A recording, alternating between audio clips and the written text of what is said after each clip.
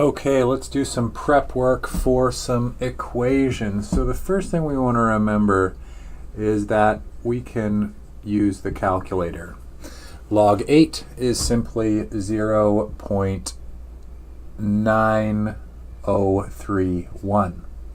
That is the exact power we must raise 10 to equal 8. Feel free to try that on the calculator. 10 to the 0.9031 is approximately equal to 8. So what if I have log base 4, 7? Well, I could do change of base and turn it into log 7 over log 4 as we learned before, but I'm just going to type it into the graphing calculator. We're going to press math, alpha math. Math is in the top left-hand corner, 4 down from the top. Alpha is directly above it, and then math again. That is on a TI-84. If you have a TI-83, you actually have to press log 7 divided by log 4. So if I do that, I get 1.4037. What power do you have to raise 4 to equal 7? 4 to the 1.4037 is approximately equal to 7. Checking my answer off to the right. Now let's learn a new method. Log base 5 of x plus 1 is equal to log base 5 of 7. Well, here's a new method. On our formula sheet at the bottom, d log both sides. So then I simply have x plus 1 is equal to 7, and I can subtract 1 from both sides, x equals 6. D log both sides, a very valid method. Now let's see another example.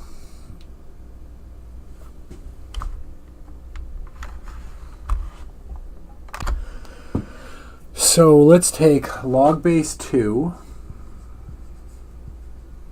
of x minus 2 plus log base 2 of x plus 1 equals 2.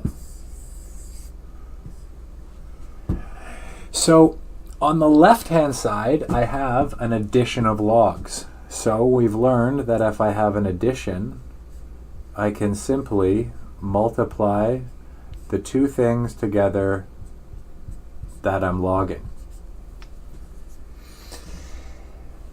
Now I'm going to FOIL that out. First, outsides, insides, lasts. So we have log base 2 of x squared plus x minus 2x is minus x.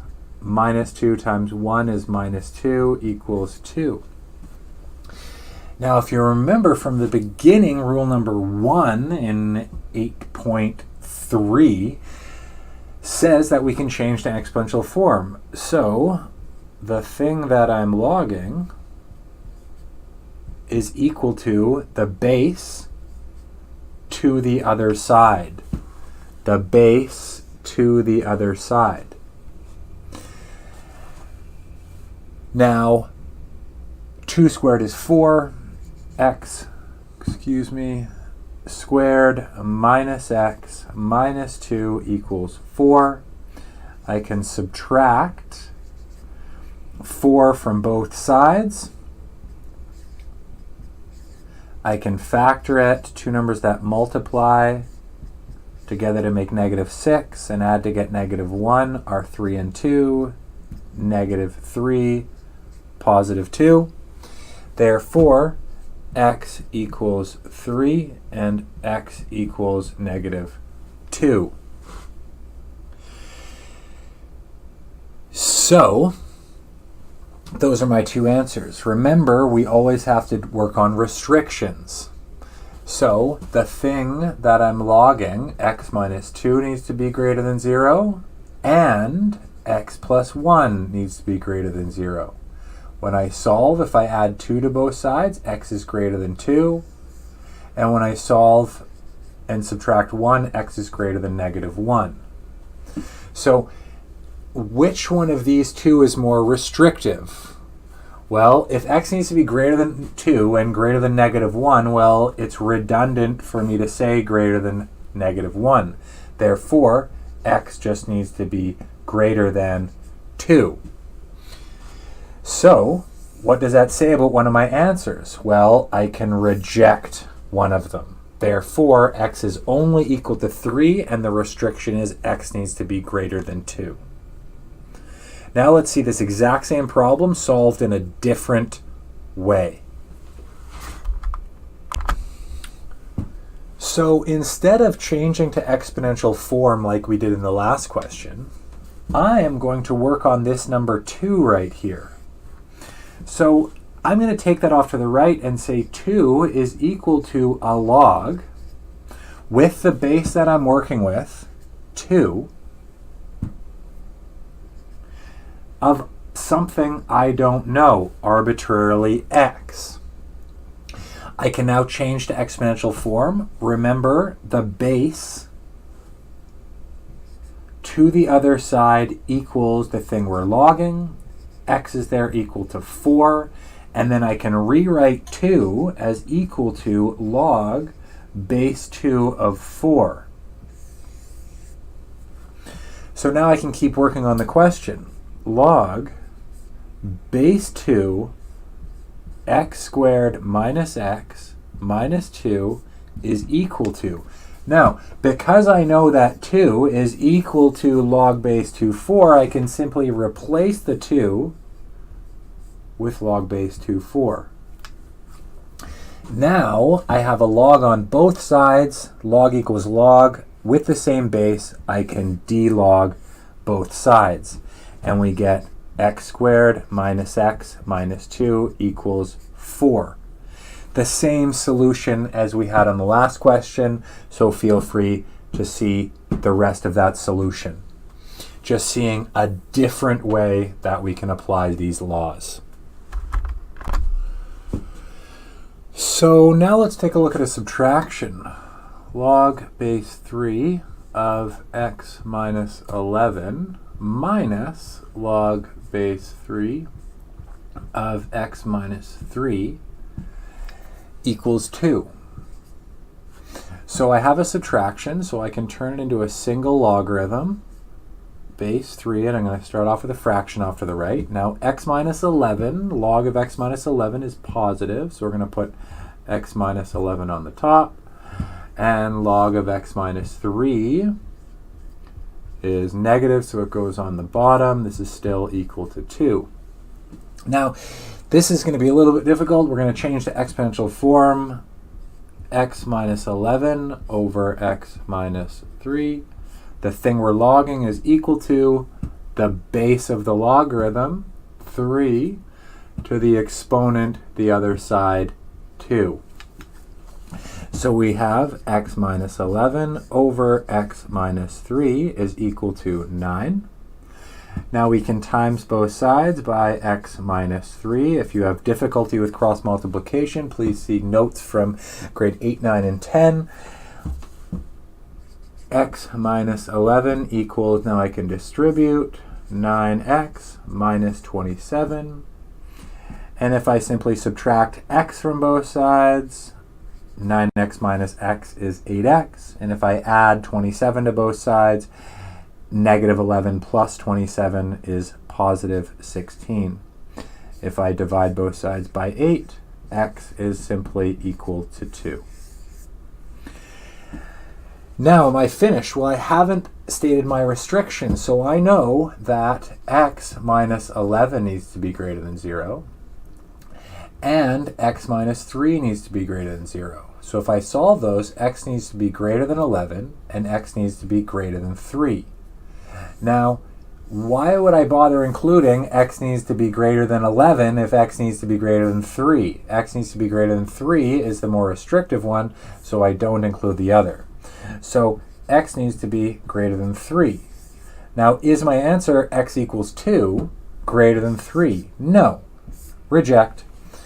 There is no solution to this question, and the restriction is x needs to be greater than 3. So in order to use some of these laws, we need to make sure that we have coefficients of 1.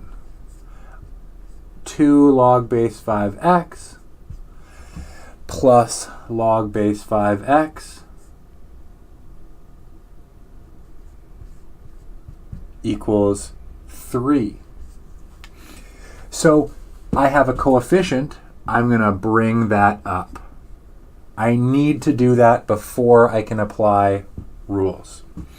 So now I have an addition. I can turn it into a multiplication. I'm going to start off with an over. Anytime I use these rules, I start off with an over. Now, log base 5x squared is positive, so x squared goes on the top. And log base 5x is positive, so I'm going to say times x on the top. And notice there's just nothing on the bottom, and I don't care, but I like the setup. I like starting with a fraction to remember I'm doing a process, thinking through positives go on the top and negatives go on the bottom. Equals 3. Then I can simply change to exponential form. X squared times x is equal to 5 cubed. Now x squared times x is x cubed equals 5 cubed. And we can clearly see that I have the same exponent, so x is equal to 5. Checking my restrictions, I just have x, so x is greater than 0. My answer is greater than 0, so we are good. One final note on log equations. Let's say I have something like log x squared minus log x cubed equals 4. So see the difference between log x all squared and just log x cubed. Well, we're going to do a method. But before I do that, I'm going to bring my exponent down in front. This 3 I can bring down in front. This 2 I cannot bring down in front. So I'm going to make the funny looking thing m equals log x. Now you're going to see why I'm going to do that. So I'm going to replace log x with m anywhere I see a log x. So we have m squared minus 3m equals 4. If I subtract 4 from both sides, I get m squared minus 3m minus 4 equals 0. I can factor the equation. Two numbers that multiply to get negative 4 and add to get negative 3 are 4 and 1, negative 4 and positive 1. Now I can solve. M equals 4 and m equals negative 1. Now I want to replace what I made for log x back in. So m is log x. So log x equals 4 and log x equals negative 1. Now remember, I have base 10 if I don't see one, and I can change to exponential form. X equals 10 to the 4. And x equals 10 to the negative 1. So x equals 10,000 and x equals 1/10. Very interesting method. All of these methods we want to be able to use interchangeably back and forth, and then just checking your answer. So actually taking those answers and putting them back into the original and making sure that they both work.